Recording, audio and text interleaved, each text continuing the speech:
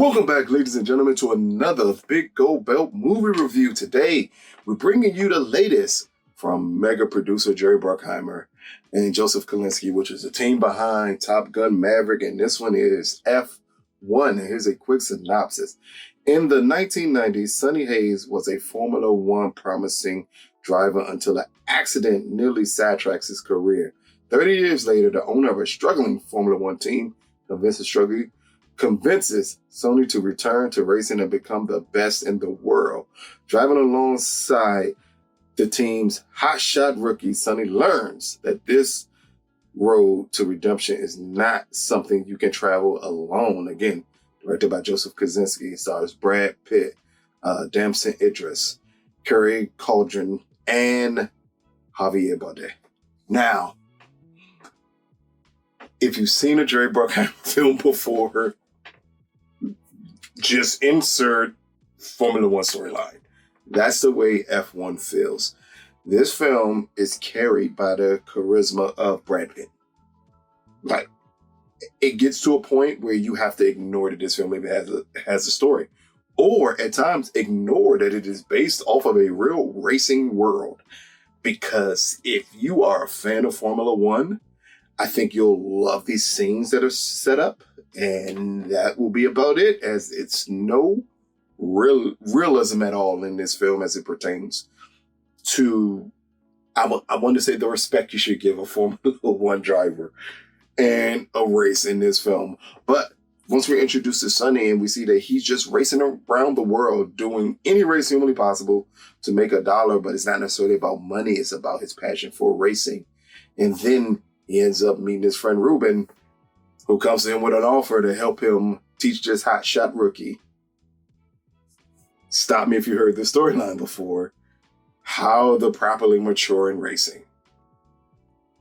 It feels like they took the storyline of Days of Thunder and made it about F1 and then made this movie.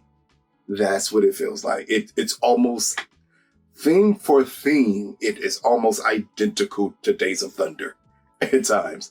And that's not necessarily a bad thing, because still at the crux of it, you have Damson and Brad who do an amazing job. Even Kerry does, and Javier, almost okay. Still amazing job at selling these characters, even though from the moment the film begins, you know exactly how it's going to end. Like, it's literally no surprises how this film's going to end. Down to the pseudo villains that they introduce in this film that you can see coming from a mile away. Throw all that out the window with F1. And I would say almost, in any case, throw that out the window with almost every, besides Top Gun Maverick, every Jerry Bruckheimer film. You know what you're getting into. What separates F1 from any other racing film are the scenes on the track. They are amazing. Like, it's amazing to see this, to see the way they filmed these action racing scenes in this film. If you don't like anything else, you could go see F1 and watch those scenes and be thoroughly enjoyed by them. Once you get to the story, I think it loses all steam and all muster. None of it makes sense. You're telling me that you bought a driver from the 90s and all of a sudden he comes to F1 and everything changes. Even Damson's character with his relationship with his mom, which would have been great if they explored that more. As it's a touching scene in this film, right before or right at the beginning of the third act, where it's mentioned, and it's not a spoiler necessarily, it's mentioned that both of these two drivers went through something traumatic as children. None of that it's brought up one time in that scene and never brought up again. That's what you get again from F1. I think they understood the focus of the film needed to be on the racing scenes. And with Lewis Hamilton being a producer on this project and being, I think, a consultant for exactly what should happen here, he does an amazing job at setting up these shots to make you understand the intensity of what F1 is. While granted, it's no realism as it pertains to everything that happens once they get in the car, but the scenes while they're in the car are really good, if that makes any sense to you. Like, if you are an F1 fan and some of the things that happen in this film, I'm pretty sure you're going to call out from a mile away and say, that's not realistic at all. But I think that that's not the goal of F1. F1 feels like, at times, an extremely long commercial to get people's interest in F1. Like, this is a movie that's almost 2 hours and 30 minutes long. It is a long film. And at a point, it gets repetitive because it repeats itself. And you know what's going to happen. Like, 30 minutes in, you know what the ending is going to be. And they drag it along to get to that point. And the only thing that keeps you interested is Damson and Brad Pitt. They push everything forward. It's tons of charisma in this film. And it feels like that's what it's resting off of, because the story of it just is not only nonsensical, it's at times silly.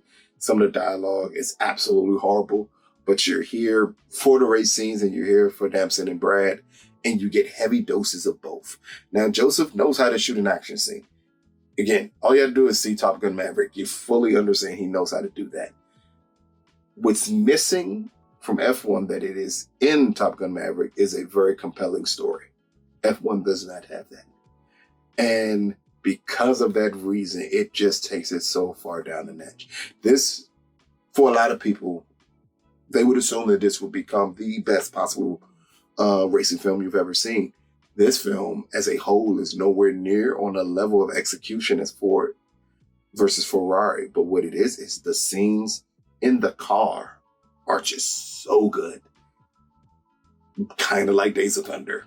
Like, to me, everything with this film goes back to Days of Thunder. And I know there's rumors of a Days of Thunder 2 coming out. At this point, you've already had it, because that's what F1 is. F1 is Days of Thunder 2. I don't know how you can do that film at this point.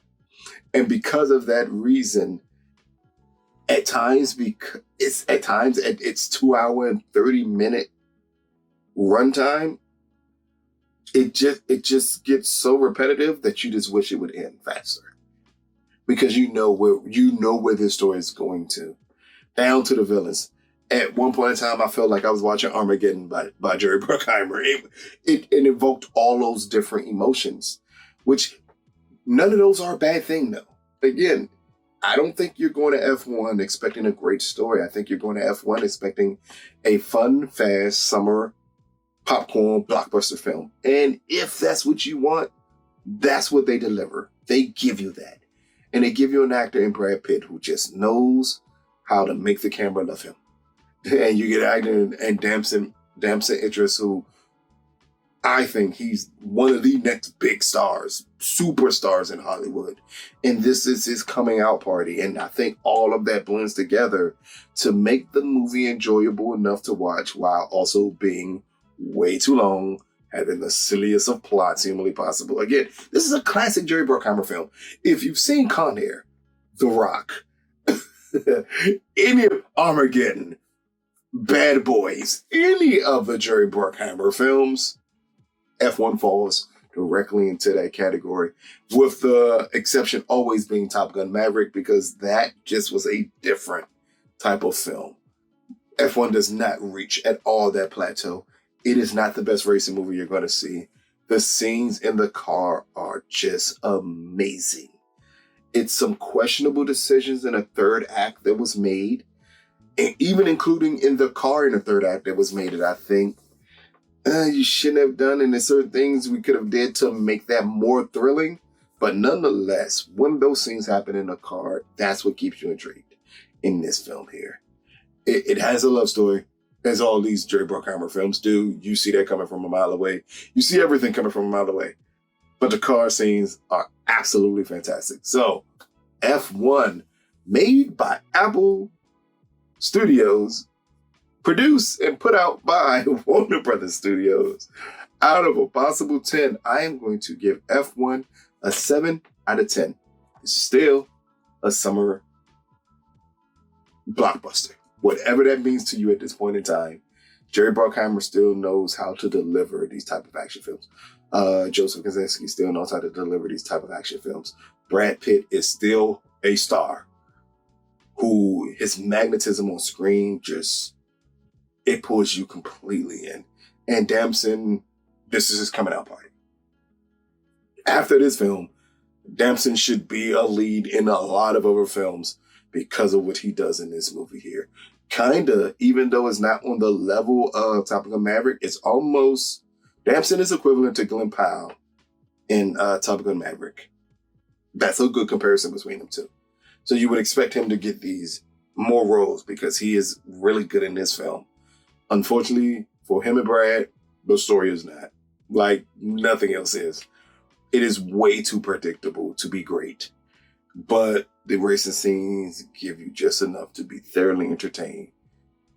Even though this movie is about 30 minutes too long, you can easily cut 30 minutes out of this film of unnecessary dialogue and other stuff to make it more interesting. And it's a whole sub-story about a board and everything else. Unnecessary. Absolutely unnecessary tension that we brought in. So, check it out.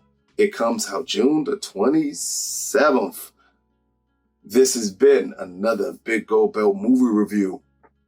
Peace, people.